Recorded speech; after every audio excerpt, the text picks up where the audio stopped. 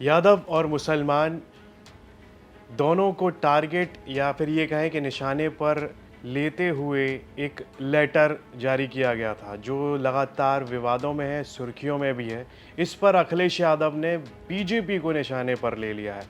वो तिलमिलाए हुए हैं और अपनी प्रतिक्रिया दे रहे हैं कि इस तरह से जाति विशेष या फिर धर्म विशेष लोगों को निशाने पर नहीं लिया जाना चाहिए, ये भेदभावपूर्ण है। उन्होंने ये तक कह दिया कि वो इसके खिलाफ कोर्ट में भी जाएंगे। उन्होंने एक्स पर पोस्ट करते हुए लिखा, जो भी गैर कानूनी हो उसके खिलाफ कार्रवाई हो, क्योंकि अवैध तो अवैध होता है। फिर क्यों किसी जाति या धर्म विशेष के लोगों को टारगेट किया जा रहा है? न्यायपालिका तुरंत संज्ञान ले, ये संविधान विरोधी काम है।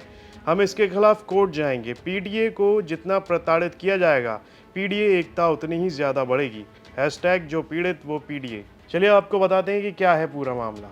उत्तर प्रदेश सरकार के पंचायती विभाग का एक लेटर इस समय ज़बरदस्त तरीके से चर्चाओं में है और इस आदेश पत्र ने उत्तर प्रदेश की सियासत को भी हिला कर रख दिया। दरअसल ये आदेश पत्र पंचायती राज निदेशक की तरफ से प्रदेश के सभी जिला अधिकारियों को भेजा गया। इस पत्र के तहत पंचायती राज निदेशक ने जिले के सभी जिला अधिकारियों को आदेश दिया कि ग्राम पंचायतों में जाति विशेष यादव, धर्म विशेष मुसलमान, इनके द्वारा किए गए अवैध भूमि को मुक्त करवाया जाए।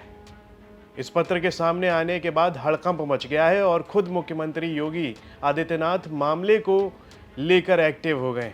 सीएम योगी ने पत्र का संज्ञान लेते हुए इस आदेश पत्र को तत्काल प्रभाव से रद्द कर दिया।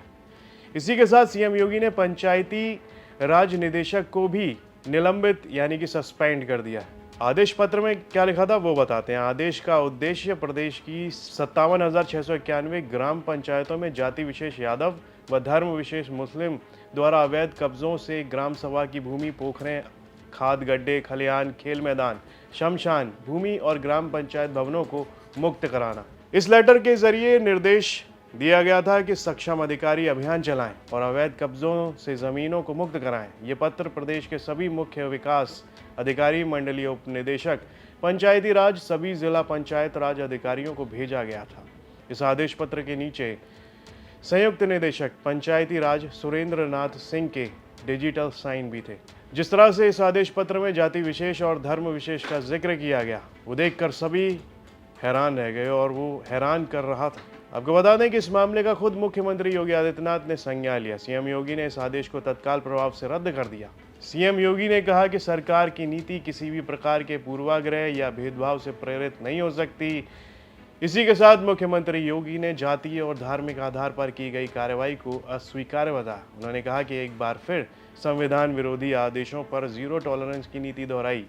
मुख्यमंत्री योगी ने साफ किया कि अवैध कब्जा हटाने की कार्रवाई किसी भी जाति या धर्म के आधार पर बिल्कुल नहीं की जाएगी। तो इस पूरे मामले के बाद में जैसे ये लेटर वायरल हुआ, उसके बाद में जिस तरह से योगी आदित्यनाथ ने इसको कैंसिल भी कराया और यहाँ तक कि अधिकारी को सस्पेंड तक कर दिया है। और इस मामले पर जब अखिलेश यादव से बातचीत की गई तो वो सीधे तौर पर बीजेपी को आड़े हाथों लेने लगे। उन्होंने क्या कुछ कहा है वो सुनते हैं। जानते हैं कि माफिया कौन है, ये जितने पत्रकारी साथी जानते हैं इस प्रदेश का सबसे बड़ा माफिया कौन है।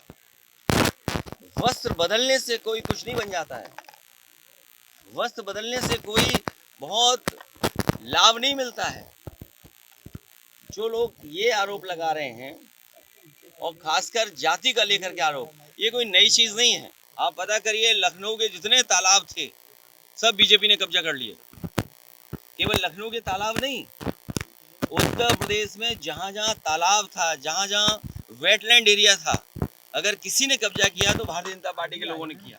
और मैं तो आपसे कहूंगा, आप तो सब समझदार लोग हैं, रजिस्ट्रियां निकलवा लो, अयोध्या की रजिस्ट्रियां निकलवा लो, बनारस की रजिस्ट्रियां निकलवा लो, लखनऊ की रजिस्ट्री निकलवा लो। ये लेटर है जिसमें कहा गया था कि जो भी अवैध कब्जे वाली ज़मीनें हैं उनको खाली कराने के लिए अभियान चलाया जाना चाहिए। उसके बाद में सीएम योगी सामने आते हैं, इस लेटर को कैंसिल कर देते हैं, यहाँ तक कि अधिकारी को भी सस्पेंड कर देते हैं। तो वहीं दूसरी ओर अखिलेश यादव हैं जो कह रहे हैं कि जाति विशेष या फिर धर्म को इस तरह से टारगेट नहीं किया जाना चाहिए।